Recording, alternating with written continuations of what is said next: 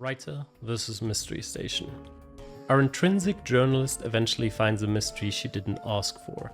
Can the wise boy save her from the heretical land illuminated by the light of madness? Okay, so this sounds like it's gonna be a story about Mamiya. I don't know who the wise boy is supposed to be. Or is intrinsic journalist gonna be someone else, not an actual journalist? Well, we're gonna find out. Okay, it is Mamiya. Yes, this is Jose. Mamiya. Pleased to talk to you again. Did something happen? Well, I do read the newspapers, but I just wouldn't like it if there was something I couldn't understand from the outside. Oh, good to know. Huh? Well, that happens a lot. I used what I had stocked up, so I didn't end up getting dropped as a contributor. So, why did you call me? Huh? I'm surprised you remember that I used to write about that. Oh, don't worry. I actually do know something like that. In fact, I can introduce you to the seminars I went to. But, are you sure? It's in the countryside, and it's not a very prestigious college. It's public though, so it's at least cheap. Okay, I can do it if you're fine with me. Oh, no need for that. It's just an extra. I'll email you the exact date. Oh, that won't work. Can you wait until tomorrow? I'll write you again. Can I have your phone number? It's not on here. Alright. 85. As she wrote down the number, she looked at the clock. She was almost running late, so she switched gears. Repeating the number, she skillfully avoided the pedestrians and approached the station. Okay, I understand. Hello, excuse me. As she ended the call, she, the freelance writer Hisako Mamiya, put her phone in her bag and ran. She was on the move. She had to participate in a press conference regarding a contamination caused by a certain food company.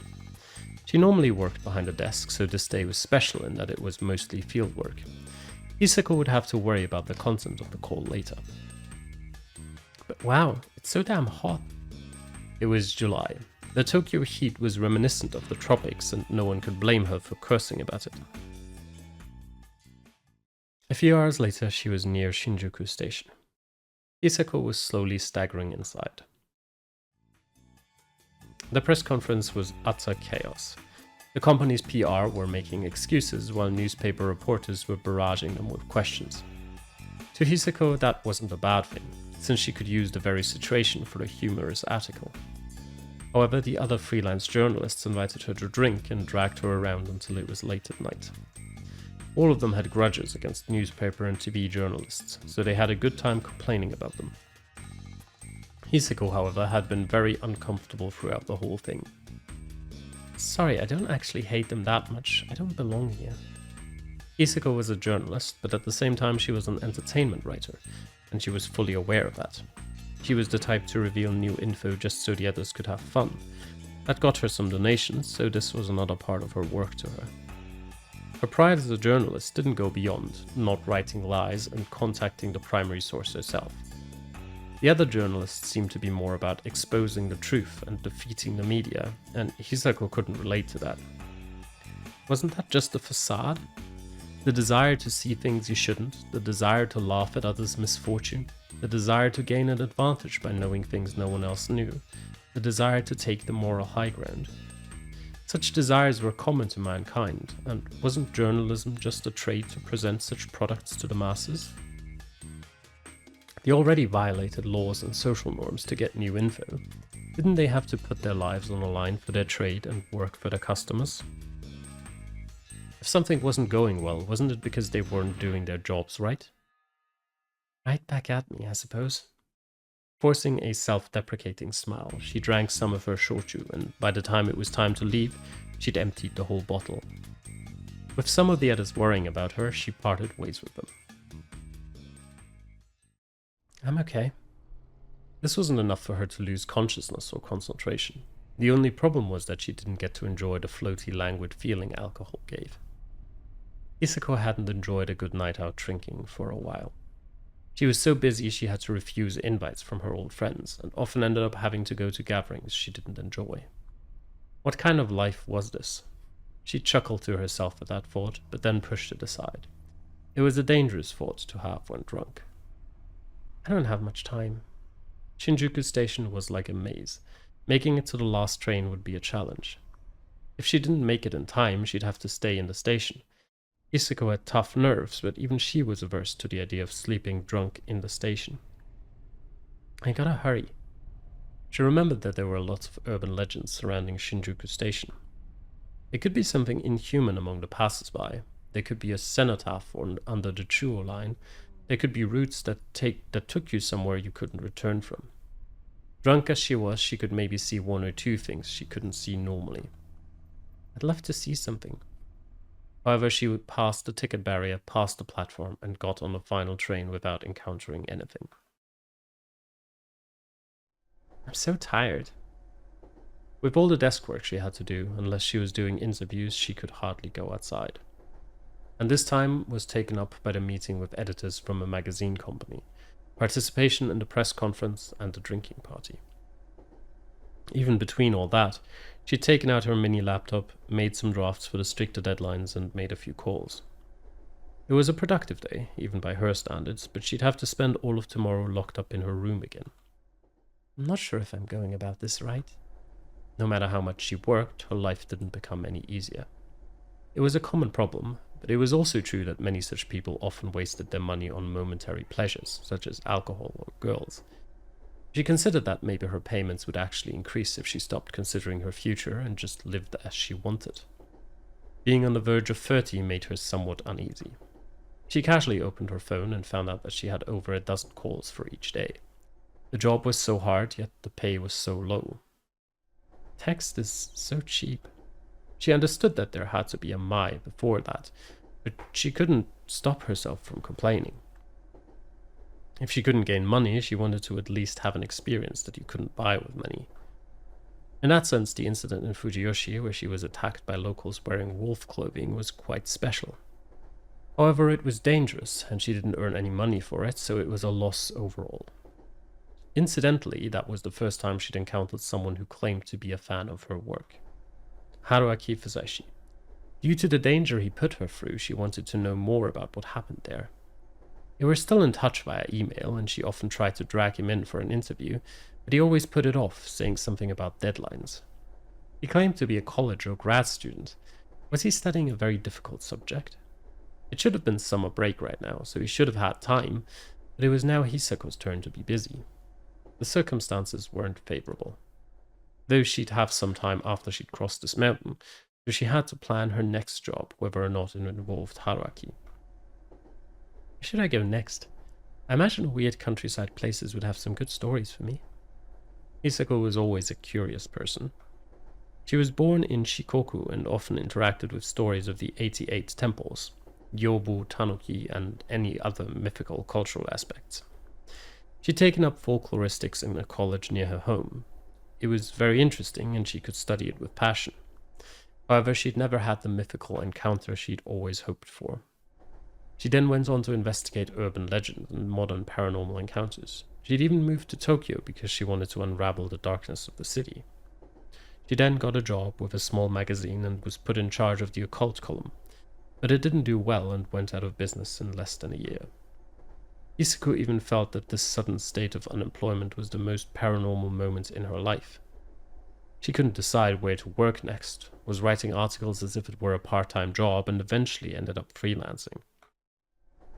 She was happy that she could feed herself, but she realized that this wouldn't keep going forever.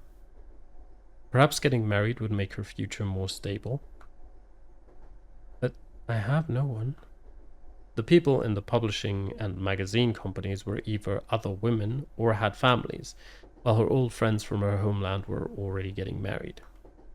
She wasn't really interested in the other journalists, especially after that drinking party. Only Hashimoto wasn't married. Yudai Hashimoto, the cameraman she briefly worked with, was someone she greatly respected. He was a man of character, skill, and always looked at things with the eyes of a professional.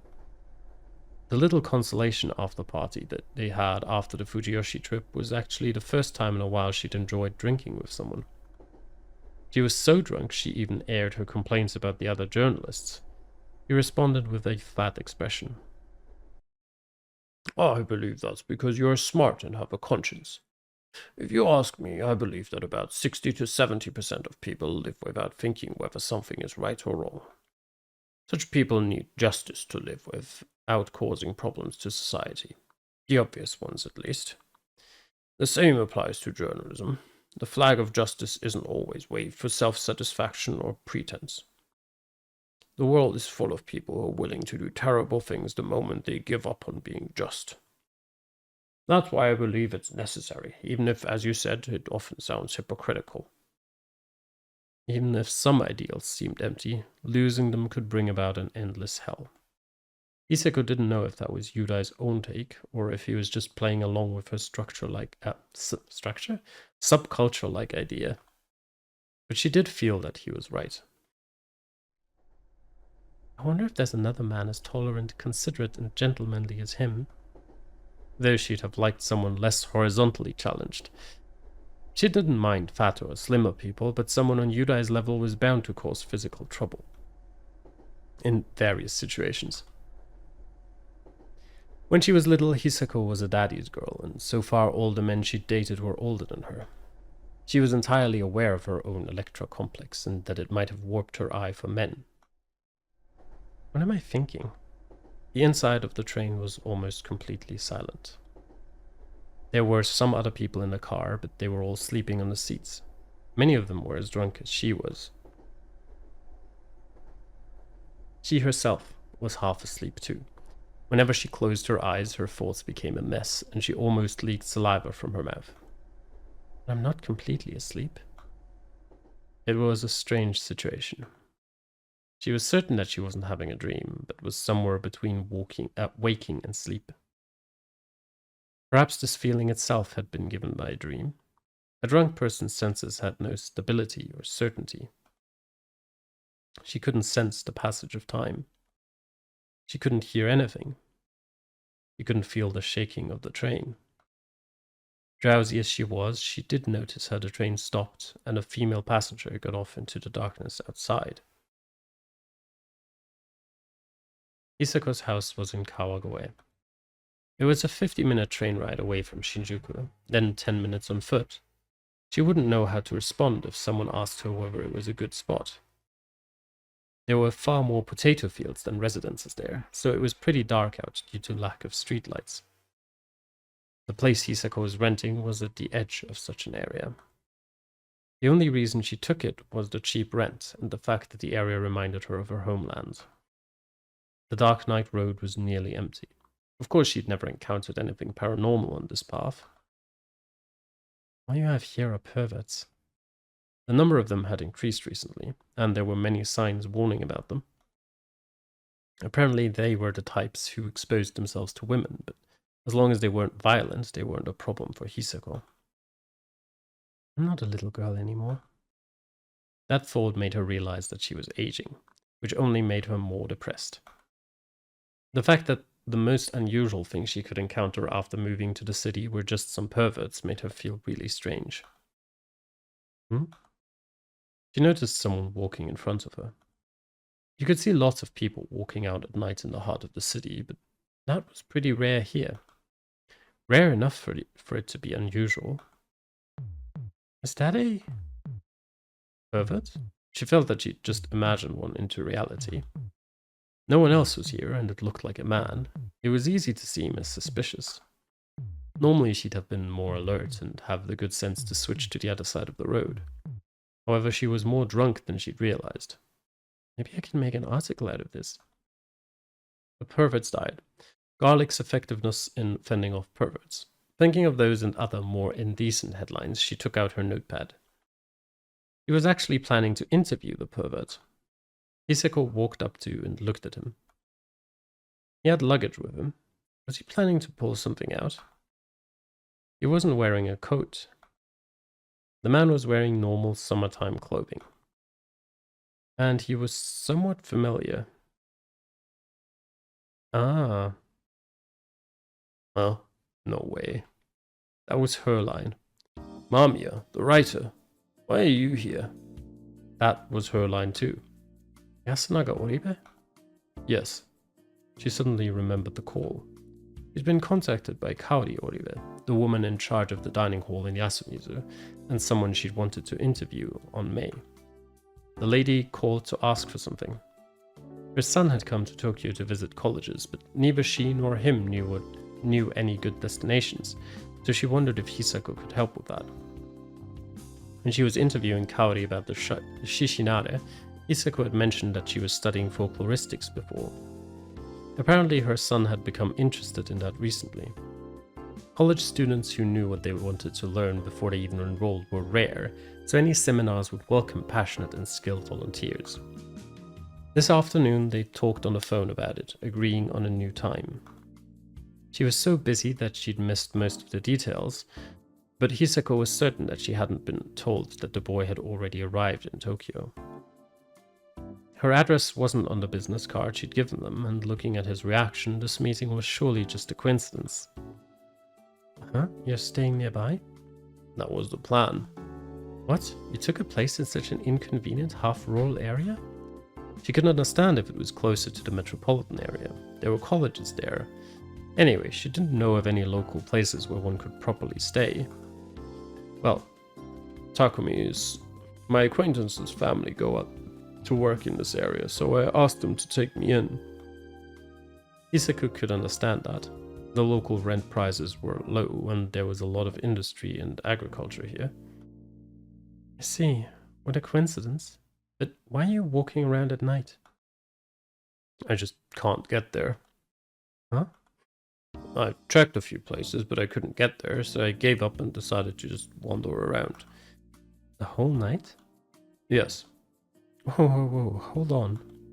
What kind of thinking was that? He seemed like an intelligent sort back in Yasumizu. Was that a misunderstanding? You're planning to pull an all-nighter right before going to college? You'll barely be alive. I got some sleep on the bus here, and I'm pretty good at pulling all-nighters. But you need a place where you can relax, right? Ideally, yes. You won't see trains or taxis this late. Hey, couldn't you have secured something earlier? You're in the city. You can easily find a place to stay. I don't have the money. And you have late-night karaoke's, video stores. Wait, you're too young for those. A diner? I'll walk around some colleges for 3 days starting tomorrow, but all I have is the money for train and food. How much are we talking? I have 500 yen. Is this a field trip to him? I'd intended to eat at Takumi's parents' place, but I can get bread for 100 yen. I'll get by. No, you won't. And even if you can handle one all-nighter, you won't have another one. You don't have the money to get a place. That's true. I might have to use my free time to search for a place to sleep, like in a park or under a bridge. He was severely lacking in street smarts. Listen, I know you're here on a planned college tour, but your planning leaves no room for failure. Especially monetarily. You need money to get by, so have some on you at all times. Well, we're really poor. Hisako didn't know what to say. She could tell that the settlement was special in that regard. Even bringing one person to Tokyo was a great expense on their part. When did you intend to visit the college I would introduce you to? What, introduce? Huh? You weren't told? Your mother called me around noon today. She asked if I could introduce you to folkloristics seminars, and I said I could, but needed some time. Folkloristics? Was that your subject? Yes, I told that to Kari Oribe when we chatted. Mom, you really didn't have to. What? Well, this is my first time outside on my own, so she was really worried. I'm actually thinking of exploring both law departments as well as humanities subjects along those lines. Like archaeology and cultural anthropology? Yes, I've been interested in that recently. When I told that to Mom, she was completely for it, and that's what led to it. She must have called you after remembering your conversation with her. Sorry. Hey, it's no trouble, really. But how did you intend to help us meet if you're already here? She doesn't think things through sometimes. A true parent-child relationship. Everything made sense to her now, but she didn't say it. Anyway, wandering around at night is a no-no. There are perverts in this area. They might think you are one and report you. What? Would that really happen? Don't underestimate the city. I guess I have no choice. Come to my place. Huh? It's messy, but it's better than sleeping outside. Come on, it's right here. But I can't.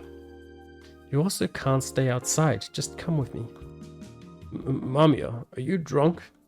I'm not, she is. You are, she was. But even if she wasn't, she would have surely done the same thing. She was optimistic and proactive. She would act before she had a chance to be embarrassed about it. She would, and worry about it later. That was what the freelance writer Kyuko Hosei was like at the core. Well, aren't you lucky? Imagine how troubled you'd be if we didn't run into each other. I'm troubled right now. And why? I'll go to the bathroom or something. No, don't. Let me clean it up first. Before that, I gotta take this type off. There. I'm not looking. I'm not. Hisako could remember fooling around like that, but then it all went blank. She woke up with sunlight in her eyes. Her head felt heavy. It wasn't bad enough to be a hangover, but it wasn't pleasant. She was wearing her indoor clothes, and there were other clothes and other things littered all about, but she didn't mind it. Where was he? She looked around her 12 tatami-sized room and found a note on a small table next to the wall. There was a message written in steady handwriting. It's time, so I'm leaving now. Thank you for the phone. I'll figure out how to use it and contact you when I have free time. Thank you so much for looking after me too. Also, I didn't see anything yesterday, honest. Yasunaga Oribe. She remembered that she'd lended him one of her personal phones. She had several, some for work, some for herself. He'd probably never used one before, but she was sure he would get by. It wasn't hard to begin with, and it had numbers of her other phones, so there would be no problems as long as he figured them out. Though he was the type to spend the night outside if he couldn't find a place, so he could easily make some strange misunderstandings. What if he tried to put money in it or forgot to charge it? It's not that stupid. Hisako figured that it would all work out. Alright, time for work. She fired herself up and stood up. She had even more work than before, after all. They'd agreed that he'd come back once he was done for the day. No matter what he did here, he couldn't get far without money. She would clean up the place before he returned. In the end, Hisako couldn't clean up the bathroom or bath last night, and she could only hope he didn't see them. Also, when looking at it realistically, she didn't find a reason to give him money to stay and eat at a hotel or something. She had no obligation to do that, and if she gave him too much money, he'd probably be so humbled that it would be painful for her. She already had him stay over once. Another day wouldn't hurt. He was a man, sure, but he was like a dozen years younger than her. If he was the sort to make some sort of mistake, he would have surely made it last night. Was it a good idea to call his mother as proof that there was nothing special happening here? She figured she would do it when he was around. If he would stay over again, she figured she had to prepare food for him. What though? Curry? Steak? Fried food? A 17-year-old had to be gluttonous, so the food had to be something substantial. Or maybe something weird yet extremely delicious. It was time for her to show off her knowledge as a critic of strange foods. Hisako would leave the boy awestruck with her excessive knowledge of ingredients and cooking methods. That meant that this was basically part of her job. Nothing personal. It would surely take more time and effort than just ordering something, but this was a matter of initiative. With that decided, she had to open up her afternoon for shopping, washing, and utensil preparation. Hisako had 3 articles to write today. It was 9 right now. She'd overslept. 3 articles in 3 hours? Is that a joke? However, instead of giving up then and there, she removed the makeup that had been on her since yesterday and faced her desk without even changing into something. She felt like she could do it. It worked out. After breaking her speed record writing up the 3 articles, she faxed and mailed them to the clients. 1 was signed off on instantly, while 2 needed some minor changes, which she'd done in no time.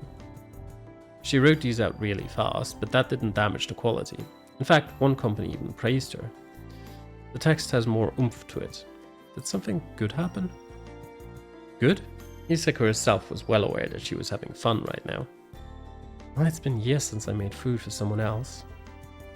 She'd shown her skill at the drinking parties she'd had with the girls in her college years, and she treated her previous partners to handmade food.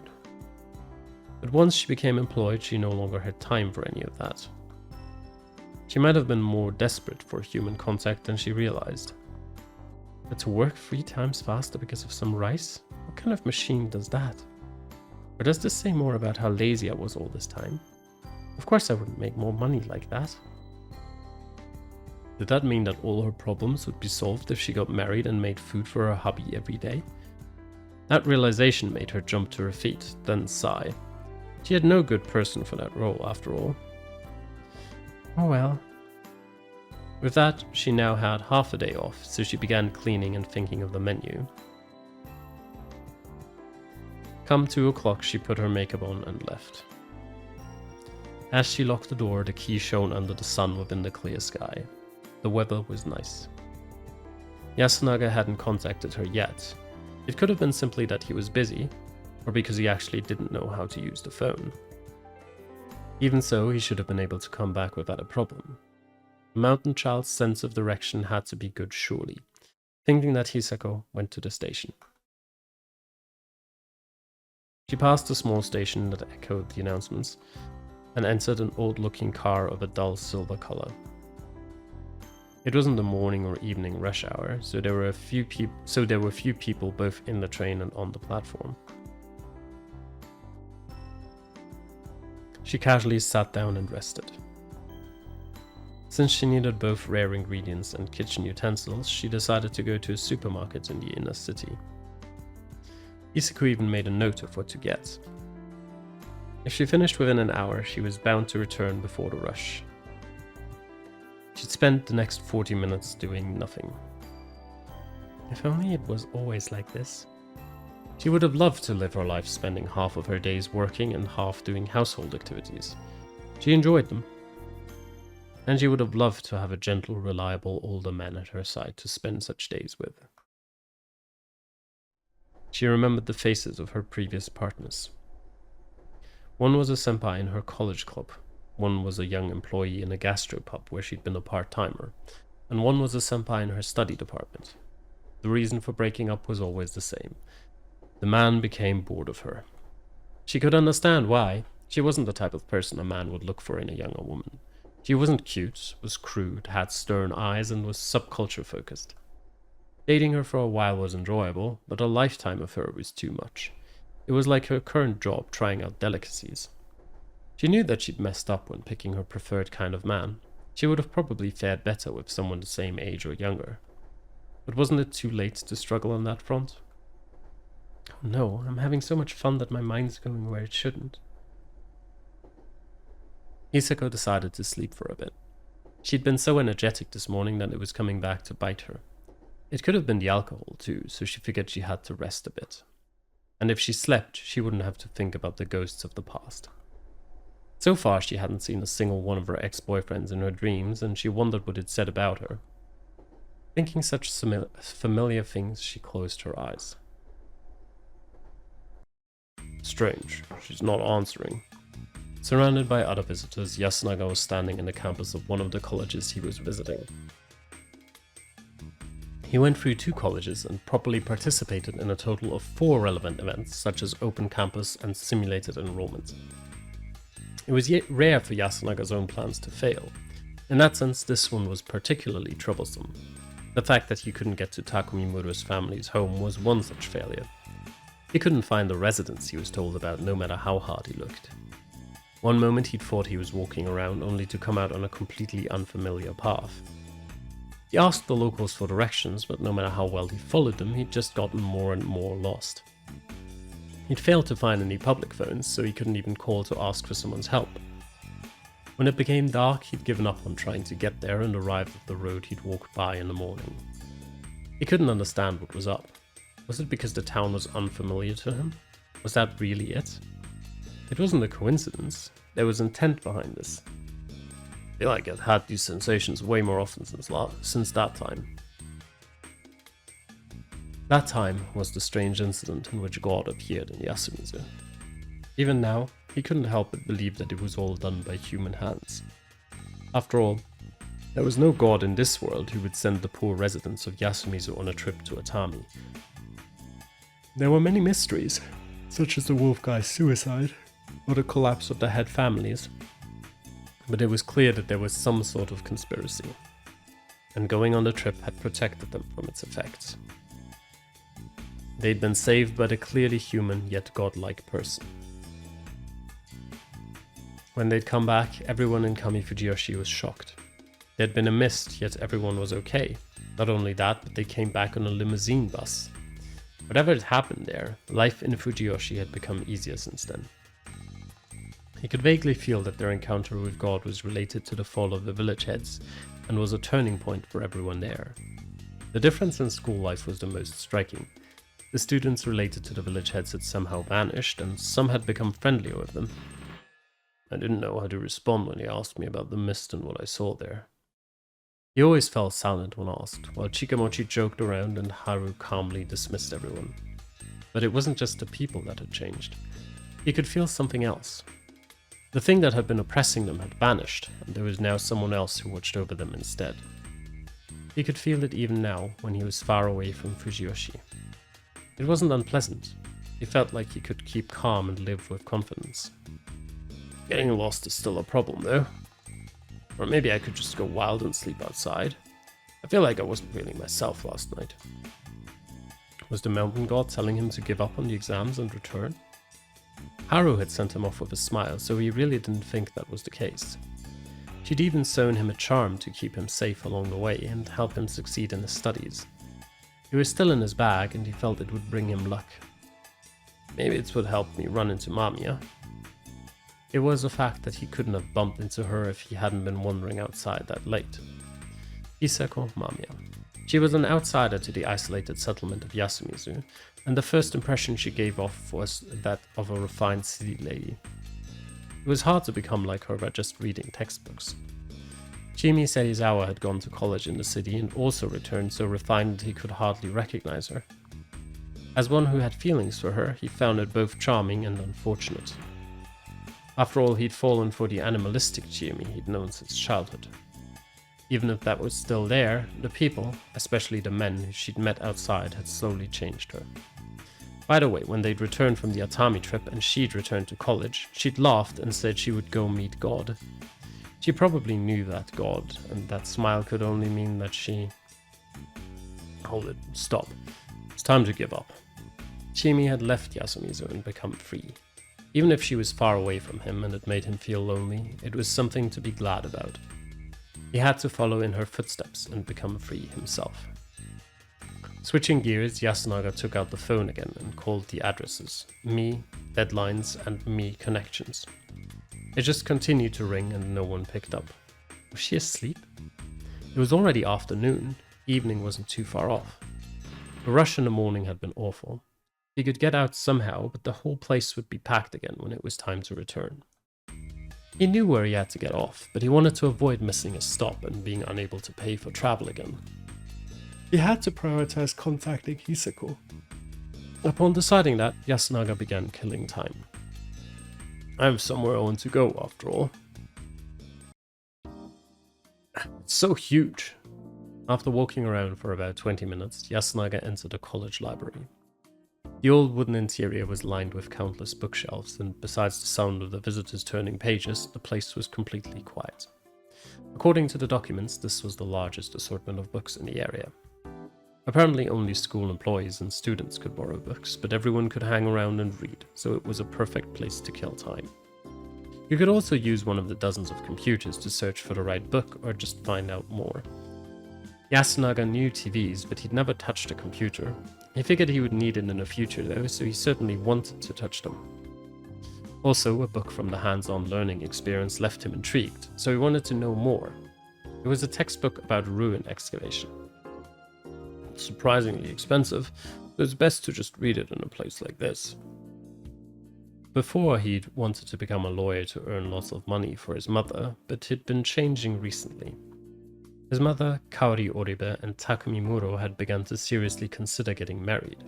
She'd probably start to enjoy living in Yasumizo a lot more than before. Thus, she insisted that Yasunaga and his brother do whatever they wanted. About a month ago, Kyunosuke Nosatu, who'd left Fujiyoshi, had sent Yasunaga a sealed envelope. Inside, there was a letter and a photo of God's mask. He wrote that he had the thing with him, but if Yasumizo wanted to prepare a proper place for it, he would return it to them. The Nosatu documents said that a certain someone had dug it up from Yasumizo. Kyunosuke had no affinity for this kind of thing himself, but if Yasunaga was interested, he would contact his family and have them help him. Yasunaga had been captivated by the possibility the letter provided, as well as the shape of the mysterious mask displayed in the photo. He knew that studies were about looking for reasons and results. If there was a reason, there was a result. So by knowing the reason, you could know the result, and by analyzing the result, you could arrive at the reason.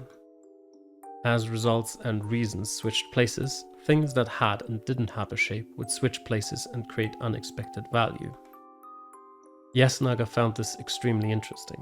That was why he enjoyed learning and why results followed him. Through the mock exams, he'd found out that he could easily be top of his class in college. The path of a lawyer was open to him. However, he was enchanted by the wolf mask.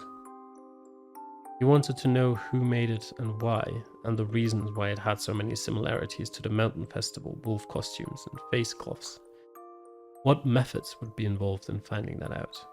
Such questions made him extremely excited. This reminded him that Hisako had said she would recommend him to folkloristic seminars. If he chose to go there, Hisako would become his senpai. He had a few more questions about it, so he would stay at her place again. He wasn't sure if she'd allow that, but he wanted to talk. Last night she'd fallen asleep in an indecent position, and he couldn't even ask her anything. He remembered how she turned around and... Stop it. He shook the memory off. It was best to act like he hadn't seen anything. Yasunaga was quite perplexed by the difference between her usual self and her when she was drunk. How old is she? She did seem older than him, but still far from old. As he thought such things, he realized something. He might have a thing for unprincipled older ladies.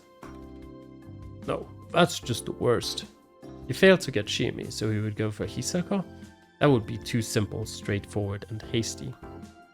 Instead, he focused on the library. He tried calling her on the phone again, but the result was the same. Yasunaga sighed, put the phone away, and entered the library. She regained consciousness, but couldn't properly process reality yet. On the surface, it looked like everything was normal. She couldn't realize that there was no conformity in her awareness and that something was really off. It was night. Outside the train car was pure darkness, and the lights inside only seemed to emphasize it. Hisako Mamiya instantly assumed that she was riding on a late-night train, returning from work that tired her so much she'd fallen asleep on the ride. She clung to that story for a few seconds, but as her thoughts became more clear, she became more pale. Had she slept too long? Had she been sleeping here for a whole few hours? What happened to Yasunaga Oribe? She abandoned the boy who needed her help. What a horrible thing to do. Hisako quickly dug into her bag.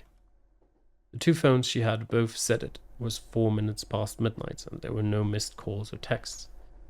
Not only that, but both of them had said that they were out of service range. Out of range? On a train line? She then realized another thing. This wasn't a loop line. If she'd overslept, she would have been awakened and kicked out. Even if that didn't happen, she would have been caught up in the rush.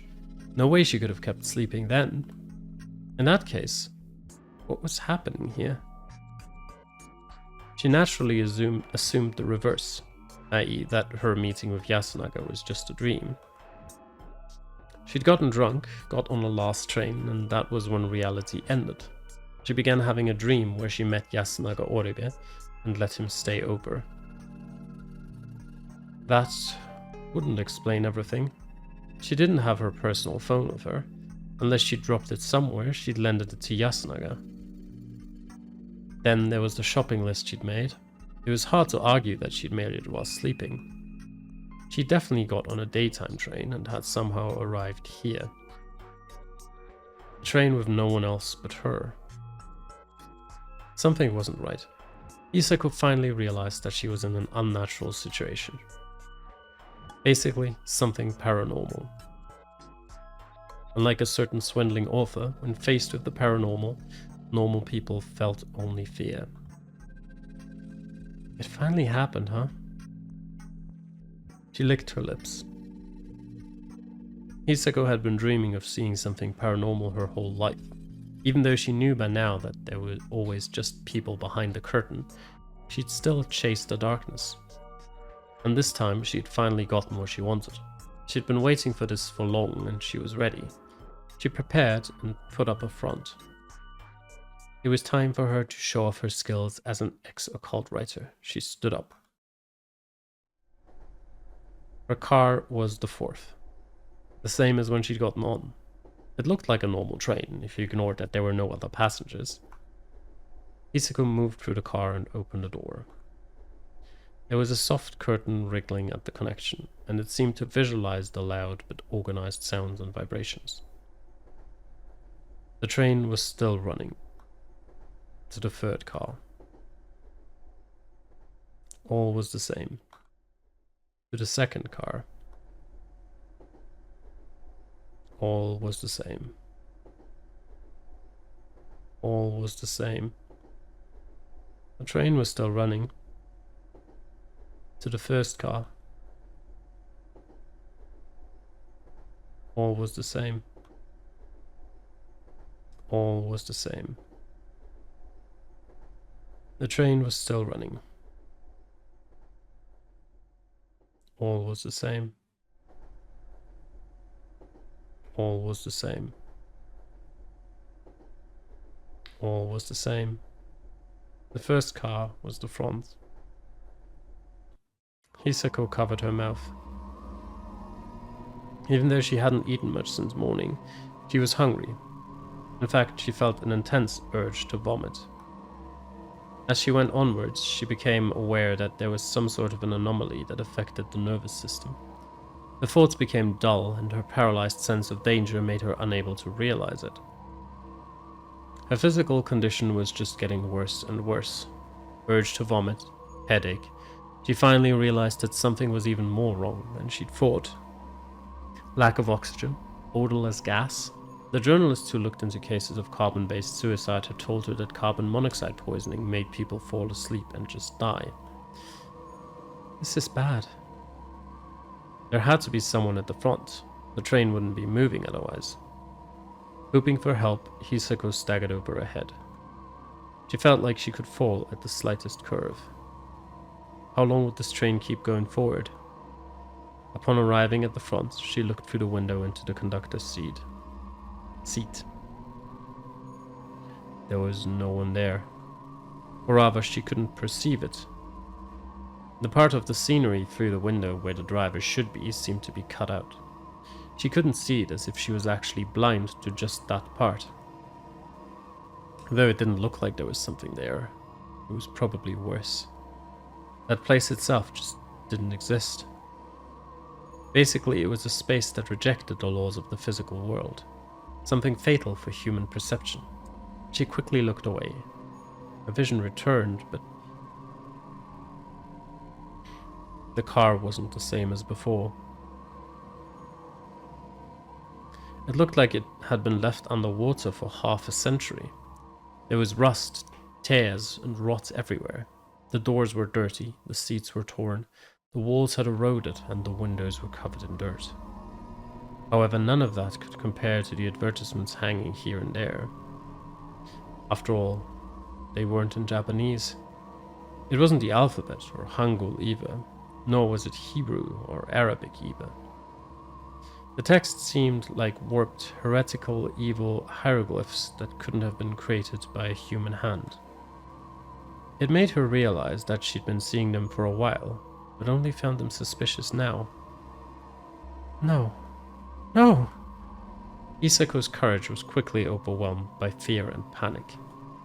Those who only knew wild beasts from zoos didn't know the fear of being inside those cages.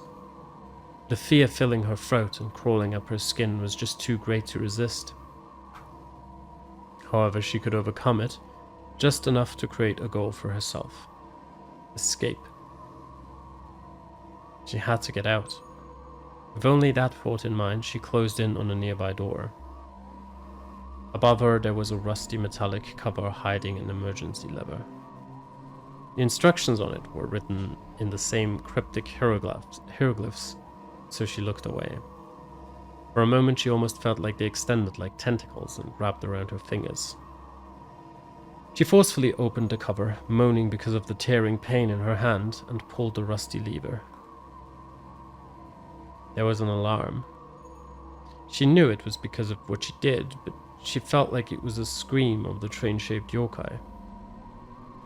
With a high-pitched, wet, annoying, lowly, belittling, insulting sound, the train began to slow down.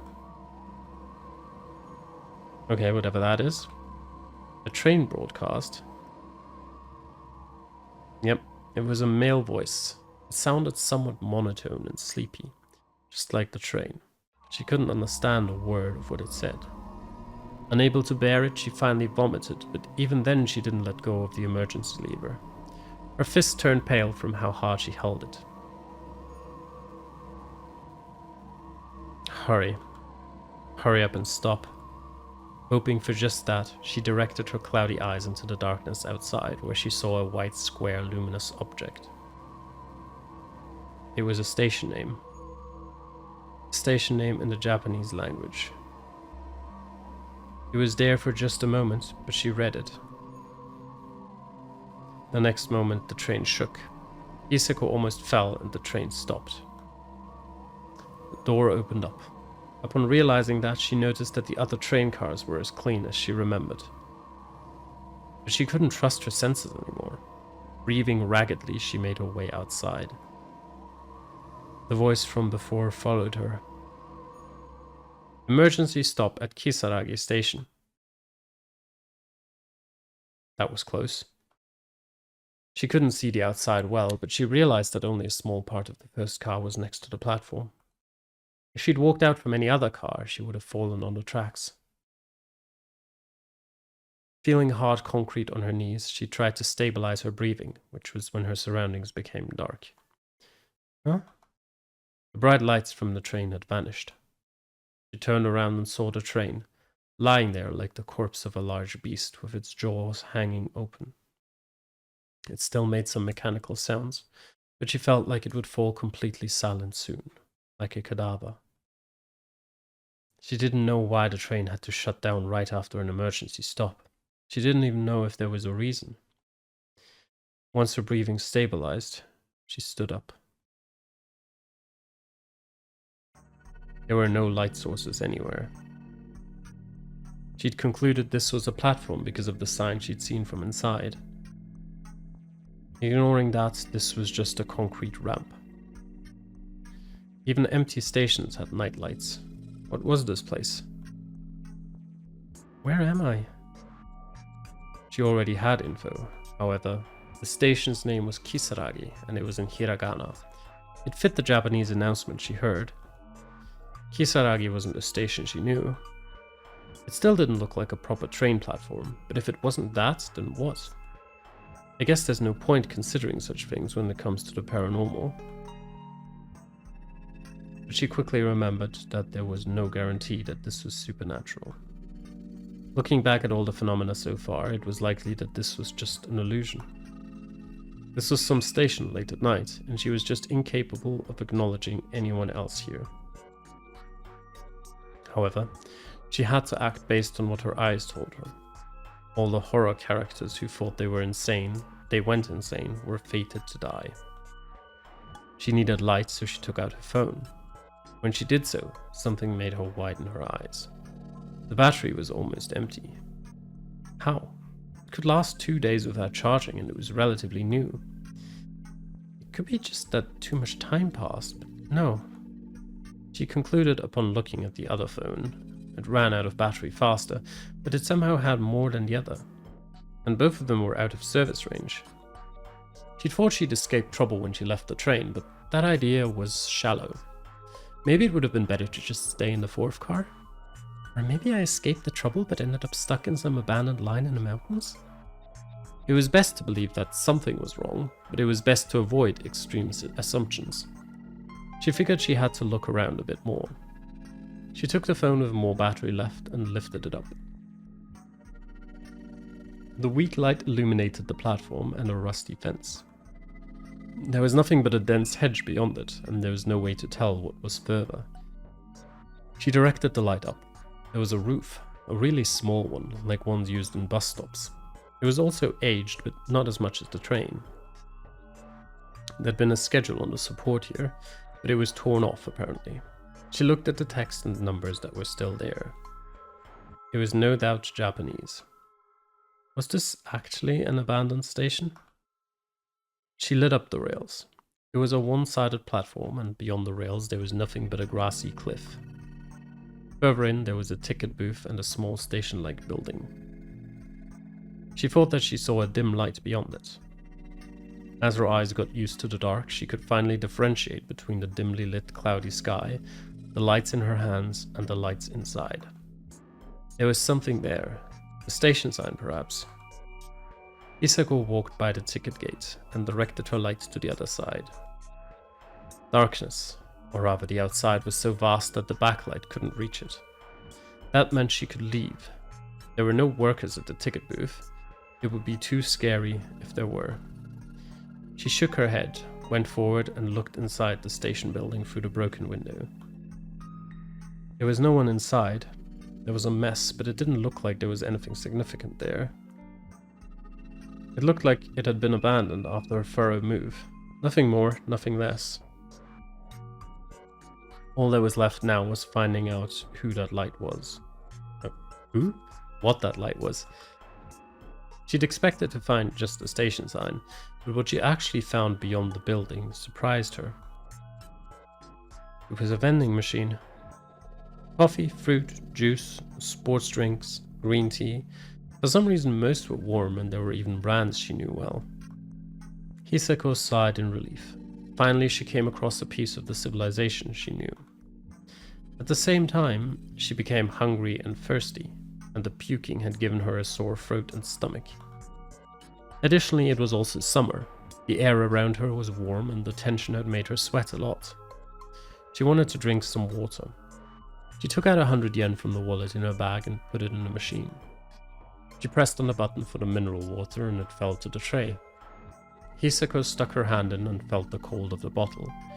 It was the standard European hard water. She opened it and brought it to her mouth. At that moment, she wondered what had happened to her caution from before. She didn't know what this place was. It could have been exactly like that train. There was no better time to question her senses than now. So why did she choose to drink something from here? She knew better than the usual person that eating the food from a different world was an expression of willingness to become a bride of that world and reject the old one. Before her throat could enjoy the water, she threw away the bottle and vomited again. With that, she was assaulted by a powerful dizziness and headache. She spat and tried to keep herself together. Then she looked at the vending machine. It was no longer just that. It was a gathering of creeping vines on a stone wall.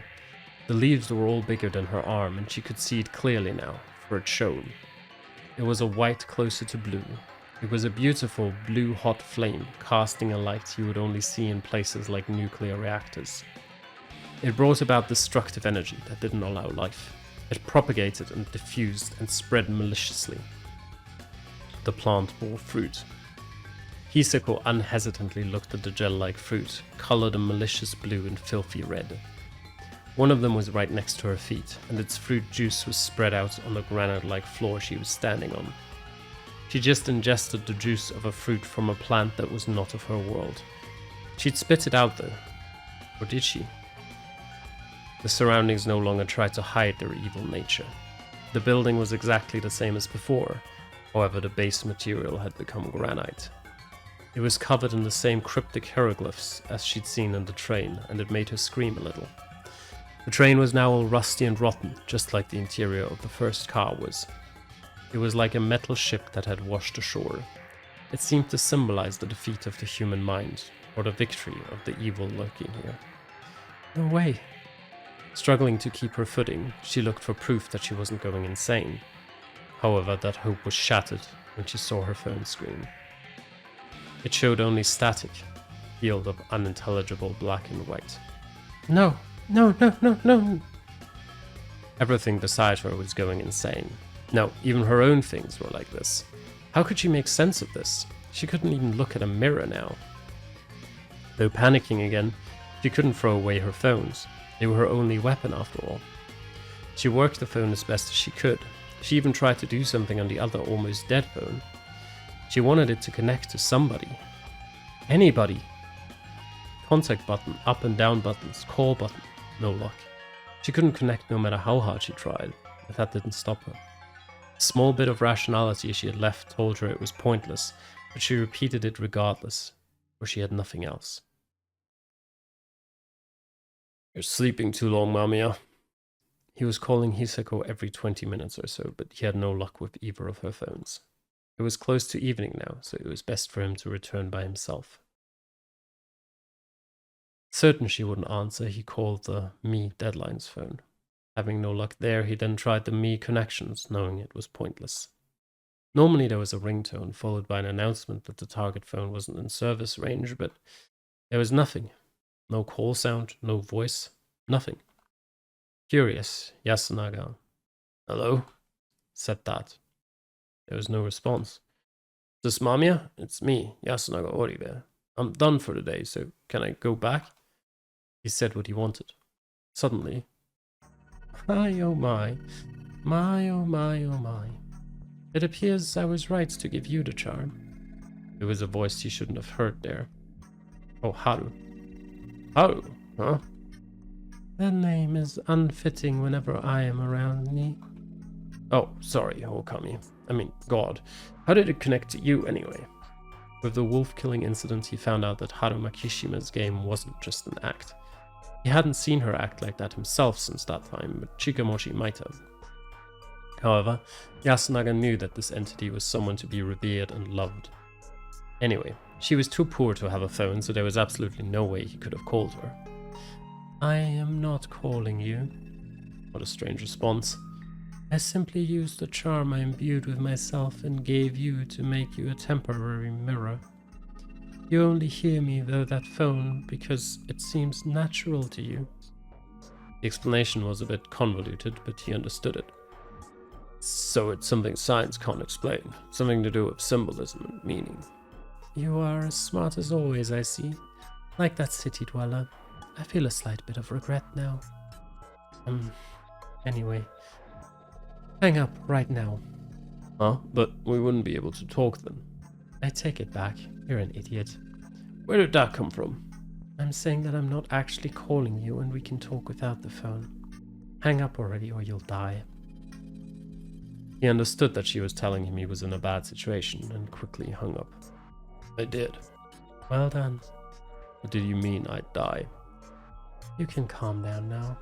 I need an explanation. Not good at details. Please try. You called someone who is so far you cannot reach them, yes? Yes. He was confused by the so far you cannot reach them part, but he nodded. Hisako's house wasn't far away, and phones didn't usually mind distance that much. It wasn't an international call or anything. A distant point and a close point happened to call each other at the same time. It created a triangle distorting in reverse. With 3 points, worlds that do not usually interact can create a boundary. It is quite a rude and sinister realm. Thus it summons the badgers of Yomi. God's words were too hard even for him to understand, but he did remember that God had once been called Mujina, a badger. That's nothing like you, I assume. We are alike, but different. They are creatures that were born out of human darkness through impure contracts and went on to fall into true darkness. It could attack you through the sharpest edge of the boundary. Are you not glad you have me? He really didn't feel like he escaped some sort of danger. However, God's roundabout words were enough for him to learn a certain truth. A distant point and 2 points that were near. If standing on the triangle made by this was dangerous, it meant that Yasunaga was standing on it too. Were the 2 other points the phones Hisako had? Mamiya is that far away now? Indeed, that is as certain as the sea breeze is salty. Should a mountain god really make comparisons like that? The sashimi at Atami was delicious. Now's not the time to be a glutton, Haru. Where is Mamiya now? What did you mean when you said that physical laws don't work there? Do not call me that, it is distracting. But I am impressed how well you understand this. My mysteriousness as a god is wasted on you. That woman is in purgatory. That word wasn't in his vernacular. He instantly turned around. With an empty expression, Yasunaga walked up to a PC in the library and awakened it from its sleep. He turned on the browser, accessed the search site, and typed in Purgatory. Since the ruin excavation book he'd wanted to read was being lent to an American school, he'd spent his time here reading a technical guide and using a PC. As a result, he'd already come to understand computer interfaces, networks, the relevant base concepts, and how to use them. He looked at the search results and opened the Purgatory entry on a dictionary. The realm between heaven and hell. Christianity? He talked into the inactive phone again. I did not have that god in mind, but yes, it is something along those lines. Such spaces in between realms are everywhere. To arrive to a god, people must pass mountains, darkness, and dreams. They are wastelands where fragments of dreams are akin to grass. Humans must pass them to face God. So Mamiya is dying? That is not wrong, but not quite right. Did she get in an accident? No, she was brought to Purgatory alive and well. Why did that happen? Being spirited away was not uncommon in the past. We're not in the past. If there are gods who fool and kidnap mankind, they must be fearful and hide by mingling with human settlements. This one in particular is... Do you know what hit her? Are you saying you would save her, Ni? Yes, I'm indebted to her. Will you extol me? I'll bring you lots of souvenirs. Excellent. Use the machine.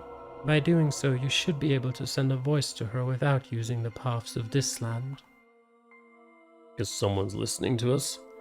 What a scary man you are. I just understand things well.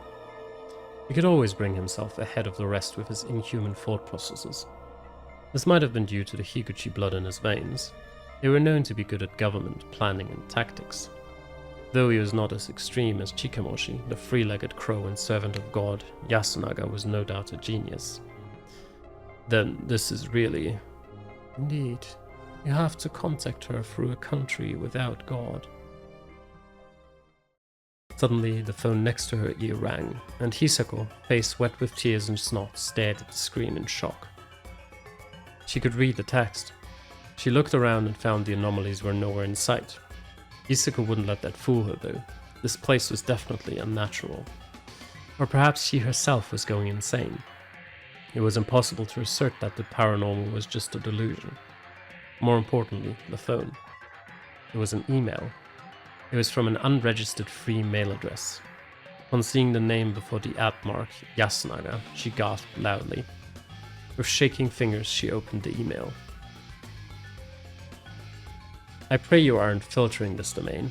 I assume you aren't, since the phone you gave me didn't have that setting. Due to certain circumstances, I found out that you might be in danger, so I'm emailing you to confirm. You are in a place you shouldn't be. Everything you see is dangerous. Don't do much, and please send me more details. I will consider how to deal with it. Use the address given here. It should work. There was a copy-paste of a very long URL there. She tried to open it but couldn't access it because the phone wasn't in service range. And how did I get the email? As she thought about that, she got another one. I forgot to mention, I'm sending this mail from a foreign server. It seems that only networks in Japan are blocked. That's why you cannot access the local phone services and networks. The site I linked is foreign. Please open it using the internet. If you don't know how to do that, please wait while I give you instructions. Hisako was dumbfounded. Had he lied that he didn't know how to use a phone? It actually felt that he knew computers and networks even better than her. Anyway, she knew that Japanese phone networks were separate services provided by the carriers. So that was the reason why she couldn't access it.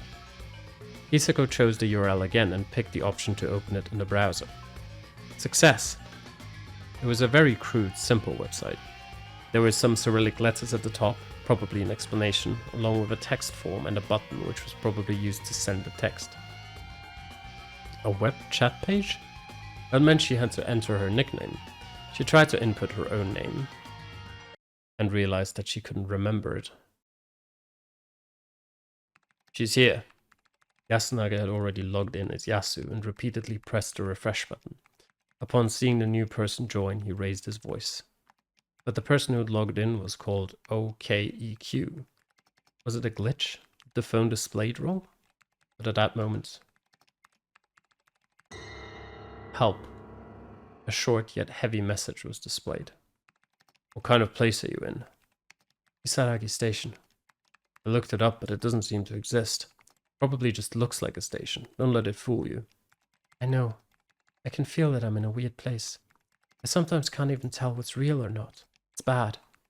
I can't even remember my name. That is bad. He talked to God about this while preparing, and that got him a warning from the librarian. They would take the phone away if he used it again. He had to be careful about using it, but he more or less already found out what he had to do. It was bad because of the warnings that God had given him. Don't drink or eat anything in the other world. Don't forget your own name. Don't turn around if chased. You are Hisako Mamiya. Hisako Mamiya. Say it and remember it. Hisako Mamiya. Yeah, that's me. Thanks. Don't eat anything. I almost ate a weird fruit. What? Are you okay? I spat it out. Is that good enough? What if just a bit of it was fatal? But then again, if she didn't actually accept it, maybe it was just fine. It was probably a question of mentality. Tell me what Kisaragi Station is like. It took a while for her to respond. There's a single set of rails, no workers. It's all dark and cloudy. It's a vending machine. The train stopped nearby. I got here by going to Tokyo. After I bought some water at the vending machine and almost drank it before spitting it out, everything changed and it became like this warped, weird temple. Then I started feeling sick. It happened on the train too. It became a mess and I saw a weird text. Apparently these places change depending on the observer. It's the concepts that matter. Why do you know so much about this? I'll tell you once you're back. We need to focus on the situation. You're in purgatory. All places where God exists can be escaped. Huh? Where's Virgil? Where's Beatrice? And going to God means dying, doesn't it? He didn't understand what she was talking about, so he looked it up. It was from a classical work called Divine Comedy. He was impressed by how knowledgeable she was. I'll lead you through it. It's possible to save you if I can get there. Trust me. I don't really get it, but okay. You also might just be imagining that you don't feel so good. Try lighting a fire to feel better. I don't have a lighter, and I can handle this for now. Okay, now I had this idea. If purgatory is between heaven and hell, shouldn't they be the previous or the latter stations? I see. Good idea, but I don't know from where I got on this hell-heaven tour. I don't know the details, but did it seem like things would get worse if you kept riding? It did. It might have been a train to hell. Maybe you should try heading back to the previous station. The train doesn't work, right? Right, but I don't want to ride it again anyway. Can you follow the rails on foot? Can I really trust you? I'm not 100% certain. Tell me if there's any new info. Alright, I just saw the moon. Just so you know, it's 6 in the evening here. You're joking. Is the flow of time different there? That's not what I mean. This is bad. What is? Please respond. She really did see the moon. There was a space in the clouds covering the sky, and a reddish moon peeked through it. It was in its first quarter, half moon. Though it wasn't bright, it had a powerful presence and seemed to shine over all the platform. She just realized the strange unknown structure she couldn't see in the darkness had been right on top of the station. For a moment, it seemed to be a light hanging strangely high. But that was no light source. It was a giant lens that gathered the moonlight. There were also metal mirrors around, and they all occasionally released a light akin to the moon's. They were probably there to help the lens gather moonlight through focused reflection. It moved despite there being no wind. The more immediate problem was the fact that the unnatural device focused the moonlight into a ray of light. That created a red dot on Hisako's chest. The redness filled her with fear, but then she jumped back, feeling that she was being targeted on purpose. It was like a moment from a movie where a vile sniper trained a laser sight on the protagonist. The light didn't follow Hisako. Instead, it went away from her and the platform to target the train. Suddenly, like a bit of ice melting under a laser, the train lost its false appearance. The new-looking train instantly became a crumbling, rusty wreck, and then it finally exposed its true form. She instinctively knew that the new appearance wasn't harmless to the same world of men she knew. That moonlight was no light of judgment, and the moon was not the moon she knew. It was the evil moon of a different realm. Its power was to return things to their true forms. That was the light and the device. For a moment, below the pillars supporting the lens, she thought she saw a silhouette, which was either a small human or a gigantic amphibian. She no longer was in a situation where her eyes could be trusted. The train had begun to melt into a soft, transparent, yet still metallic material. It had chemifluorescence, the anomalous quality of the fruits. If Hisako had any knowledge in developmental biology, she would have compared it to the cellular change that happened during differentiation, which took place during the start of life or regeneration. Her impression of this event was more straightforward. It looked like a pupa going through metamorphosis. What was once a train was now standing. It was an extremely large beast. From head to toe, it had become a transparent body that could support its own immense flesh and bone. The white slimy skin quickly became a red-purple colored jelloid that spread throughout.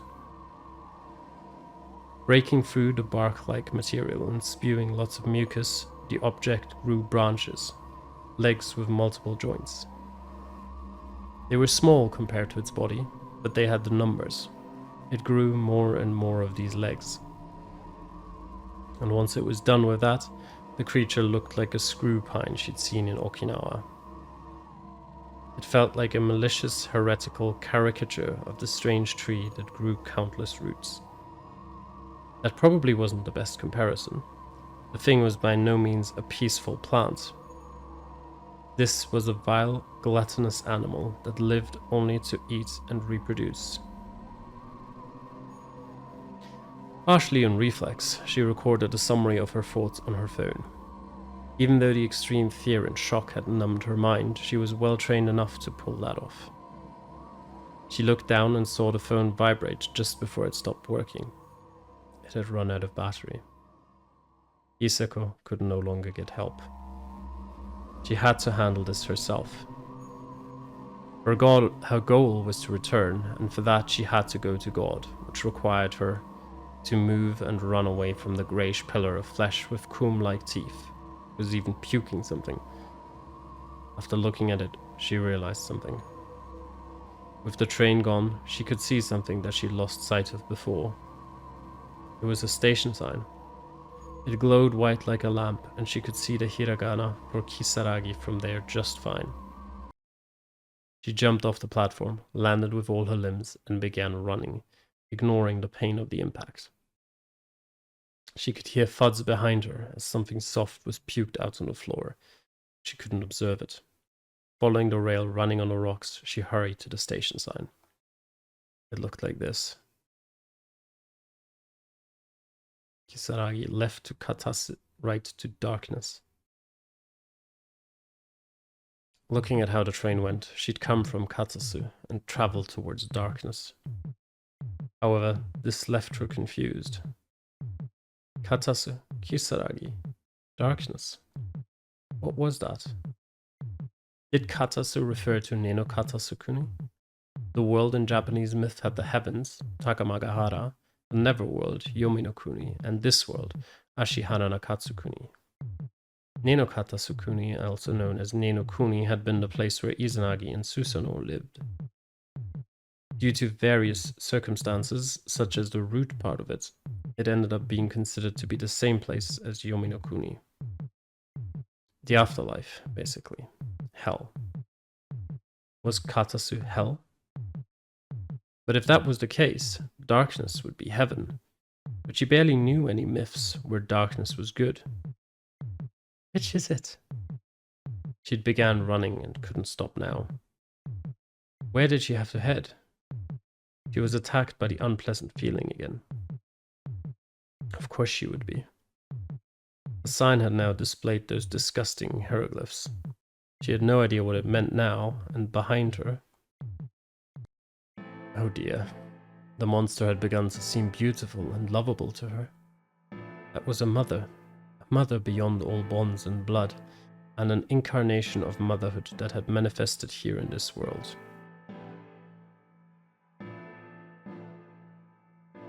All that she birthed would be consumed by her, then birthed again.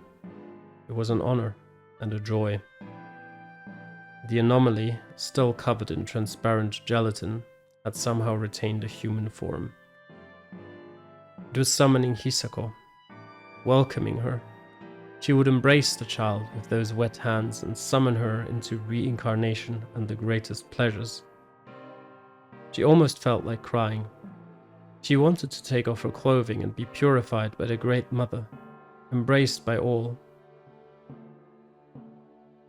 Even so, she could bear it. She successfully endured it. After all, she knew. Her discovery made her laugh in a strained, maddened manner. The puzzle she'd had in her head had finally been solved. Yasunaga's hint was necessary, but its direction was off. Purgatory, Rengoku, Ling. She wasn't Dante, but Randolph Carter. Kisaragi meant moon-like. That meant that it was a place to gather and use power from the distant moon of illusion. The moon's power had been prepared to open up a route into the great darkness. It was the pinnacle of the madness involved in connecting to a device from a universe that rejected the laws of physics. It looked like this simply because she was Japanese and a modern person. The place was basically a kind of hell wrapped in Hisako's imagination. But, if you recognize that, if you acknowledge the Necronomicon, Carter, Dreamland, Leng Plateau, Shub Niggurath, Cthulhu, if you realize that the many mysterious stories left by H.P. Lovecraft could manifest as a real threat, then didn't that mean this world was on the verge of ending?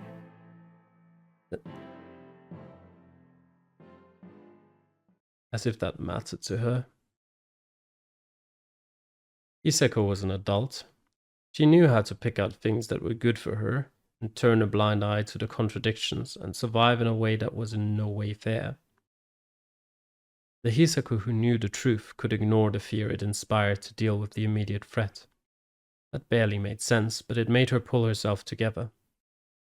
She had no reason to hesitate any longer. Her destination wasn't Neno Katasukuni. There was something hidden in there. Katasu, Kadaf Station. What a joke. Ugh. As far as she knew, this was a challenge. It was a place where few could find themselves. She didn't even know if normal people could live there. However, if the something that had led her here, she had a good guess about its identity, had made such a human-like trap, then getting there should be easy. After all, the rules had already been written. But that was when she was assaulted by the worst spell of dizziness and nausea yet. It nearly brought her to her knees. If she staggered around like this, everyone would catch her. She now understood why Yasunaga had suggested she light a fire, but she wasn't in a situation where she could do it. Would the other phone burn if she shorted its battery? What a pointless thought. The phone had a role to fill. In that case, she would use her minimal mythical knowledge to create a small fire. She opened her notepad, clenched the ball pen linked to it, and stuck it against the granite floor at the edge of the stone with wriggling marks of evil all over it. The metallic ball instantly broke, but she didn't mind as long as it lasted enough for her to finish. It would hold meaning if made like this, surely. Line, corner, line, line, corner, line. Watching the transparent creature approaching her, she felt her intellect become overwhelmed by fear and panic, but she pressed on. This was how it was supposed to look like. A warped pentagram, or a tree-like symbol of divinity. In the middle of it, there was a figure akin to an eye or a flame. It wasn't a powerful weapon. If there was something better, this world would have surely been saved from the fear of Cthulhu by now. It would surely hold no meaning against the Great Mother approaching her. But they were still its children, the unnatural heir here, and the entity controlling the moon lens. It could maybe work on them. She finished carving the Elder Sign. The next moment, the world screamed. It didn't actually deal much damage to this realm itself.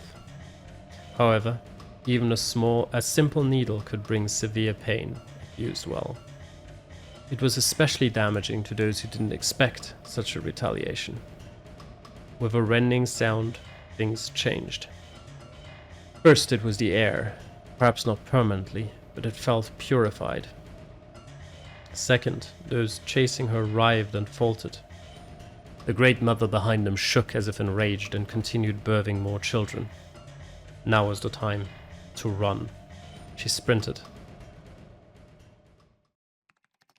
I'm going to Katasu Station. The second phone's about to run out of battery too, and I won't be able to contact you again. I trust you. Hisako had logged in after OKEQ had logged out because the first phone's battery had run out. After that message, no amount of refreshing the web chat page added anything new. A while later, Hisako was logged out, no longer having any business with the empty chat page. Yasunaga closed the browser. After that, he placed the phone next to his ear. That's probably where she's going. Understood. Leave the rest to me. With just that, he closed the phone. As if to escape the librarian advancing in his direction with furrowed eyebrows, Yasunaga logged off the PC and left. There was nothing more he could do besides believe in them. I'm counting on you, God. Hisako ran. She ran along the train tracks, illuminated by the sinister moonlight. Her legs often got caught on the railroad ties, and she fell a lot. Her high heels were broken, but being barefooted would have made things even harder. Her feet hurt so much that she could barely feel her toes. She couldn't keep the tears from her eyes. Eventually, all she could do was stagger forward, but even so, she couldn't stop. She had an urge to look back. She actually thought she had to. For all she knew, she might have lost them completely. However, she knew better than the average person that turning around in such situations was a big mistake. Thus, she just continued walking. She wished to return to the boy who was worried sick about her. She would give him her thanks, as well as make him some eccentric yet delicious food. With just that in mind, she continued walking. This might have continued for an hour or two, maybe even longer.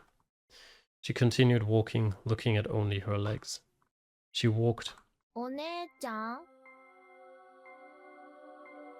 If someone hadn't called out to her, she wouldn't even have realized that she'd already reached her destination. She was now at a shabby, dark station, much like the previous one. The sign there said Katasu. This place was... お姉ちゃん Called once again, she looked to her left. There was a concrete platform within reach, and on it there was a child. A silhouette of a child with a cheap-looking kimono and bobbed hair. The child's voice was androgynous and not very articulate. The moon was hidden now, and the only sources of light were the sky and the sign. Hisako couldn't see the child's face. なんでこんなところにいるのここは行っちゃいけないところだよ The voice was innocent, but a bit strict and harsh too. 出してあげるからついてきて上がれる The child gave Hisako a hand. She, however, merely stared at it. It was so close, yet she couldn't see past the hand's shadow. A dark child. Could it be that... I see you are wise, journalist. The sudden girlish voice made both Hisako and the child turn to face its source. There was a strange-looking figure near the ticket gate. She was clad in bandages and looked about 16 or 17. お姉ちゃん悪いものが来たよ急いで逃げなきゃ One soul per day now to bind, the mists rise away again. With that, Hisako instantly knew who she had to trust. That was the song that Chiemi Serizawa had taught her back in Fujiyoshi. Ignoring the child, she ran to the platform, climbed up, and hid behind the girl. You have done well. Yasunaga's silence. 逆らうの That was no longer a child's voice. It wasn't even human. The child had been replaced by a vortex of darkness that looked somewhat humanoid. However, that wasn't true darkness. It was a chaos that consumed all, even light. For a moment, Hisako thought that she'd seen 3 shining spots on its face, but she instantly looked away. If this thing wanted it, it could have prevented her from doing that. It could even crush her sanity completely. That was just how big of a deal this thing was. This is my servant. It is agreed that you cannot lay a hand on her, no? 嘘だ It will become truth. そうやってこれから幾度邪魔をするのか There will not be a next time. そうだねお前はあの場所で我にかくまわれていた弱々しき神のはずだもの狼や蛇に睨まれて言いなりになっていた弱い弱い弱い神だもの立てつくことなどできるはずがない Yet I rose again. そうだねだからこっちにも戻ってこないで山の中でじっとしていて Of course. ふーん許そう I appreciate it. 橋本雄大を代わりにしようか Hisako almost stopped breathing. Why would that name come up here? There was no reason to ask. She knew it all. Please, no. じゃあ来てよわがままだな命の値段を何だと思ってるの That was Hisako's line. However, she didn't have the guts to talk back against the stark, crawling chaos. Why her? 夢の霧の中であまた苛まれ切り刻まれし呪わしき魂闇の食事にふさわしいあのまま闇に届けるつもりが如月で逃してしまった Have him instead. The unnerving girl turned around to the ticket gates. It was hard to see, but there was a silhouette there. It was a very old man. But why did it seem like there was a dagger in his throat? This is a truly wicked soul. He will surely be useful to you. まあね。しかし、釣り合わぬ。What? こうしよう。お姉ちゃん、 Hmm? 闇が好きなんでしょ？これからたくさん見せてあげるよ。 Huh? That is not what we agreed on. 糧にならぬというならば、せめて我が慰みとなるがよし。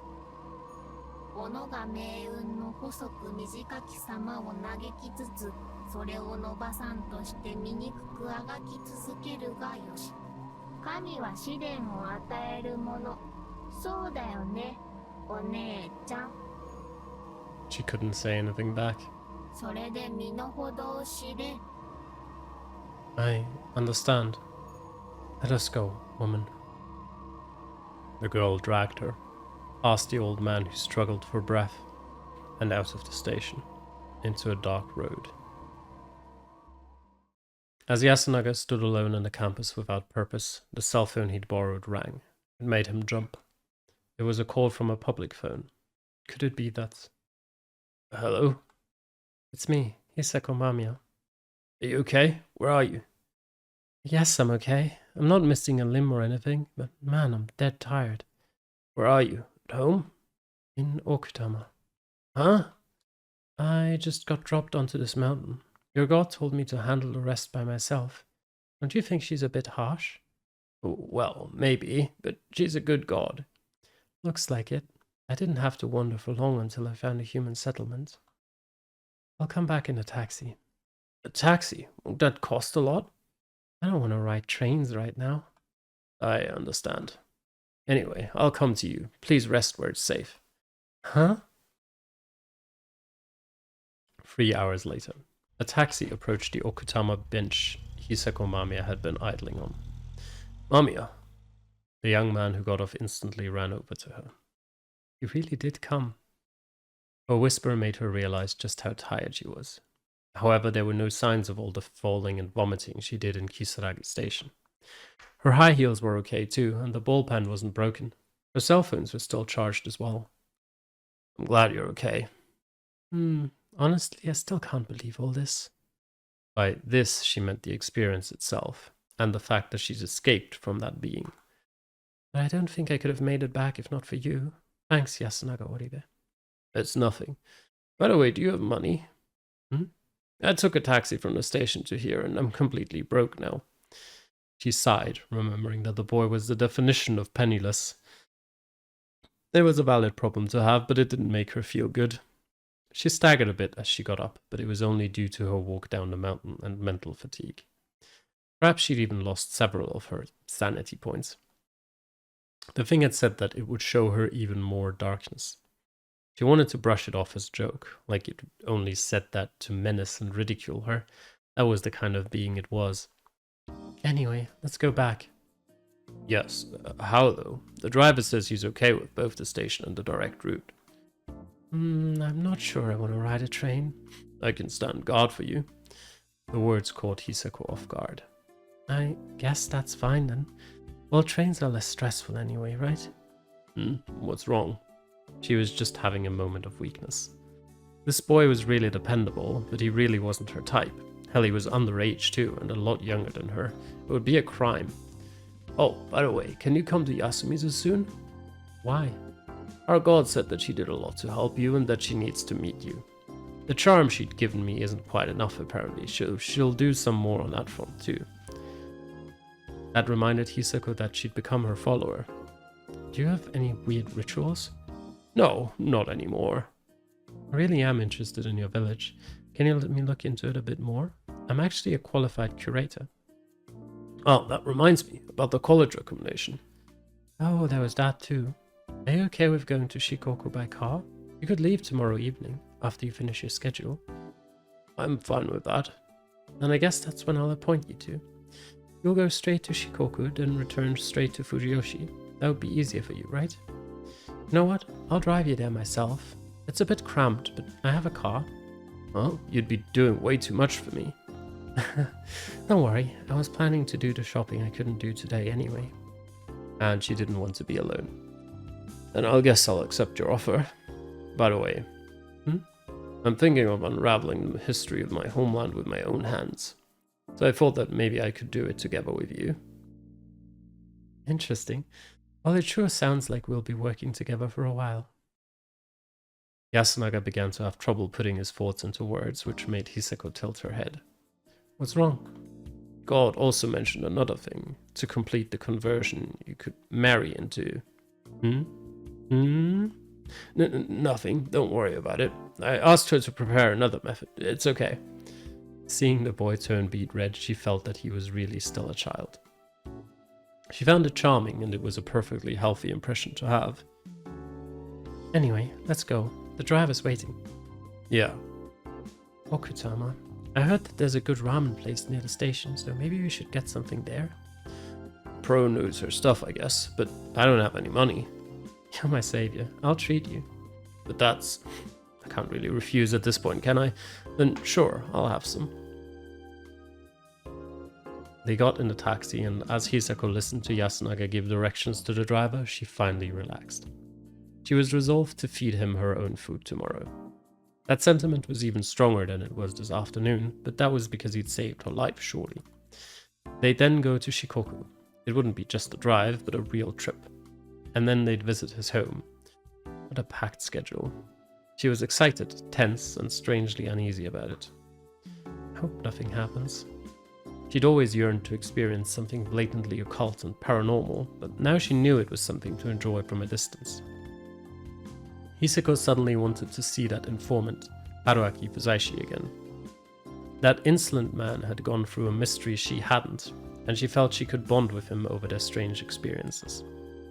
It was high time she made an appointment with him, so she resolved to make one at all costs. By the way, Mamiya, as the driver began taking them to the station, Yasunaga took something out and gave it to Hisako. What, a photo? Yes, this thing was found in a ruin in Yasumizu. Apparently it was left behind by human sacrifices. I've never seen a culture like this anywhere else, so I think it would be a good subject to research. Mamiya? This isn't your god, is it? No, it's a god that no longer exists. Oh, I see. She felt like she'd just seen a whole new face to the world. The beast mask with 3 red eyes carved on it made Hisako think of the darkness looming ahead of her, causing her to feel lethargic and look up at the taxi's ceiling. End. Well, that was quite something. It was also a hell of a lot longer than the other stories. I kind of expected this to be another, slightly under an hour, and, thinking my voice can still handle that, and now it's been more than 90 minutes and my throat is dead. So yeah, I'll probably record the other 2 stories we still got left next weekend. But it was certainly interesting. So yeah, it's also quite fun that the stories feel less like sort of side stories or extras, but rather really like an actual continuation, and give you plenty of more background information on everything that happened, which is quite interesting to read about. So yeah, I hope you enjoyed watching. Thanks for doing so, and I'll see you next time. Till then, bye bye.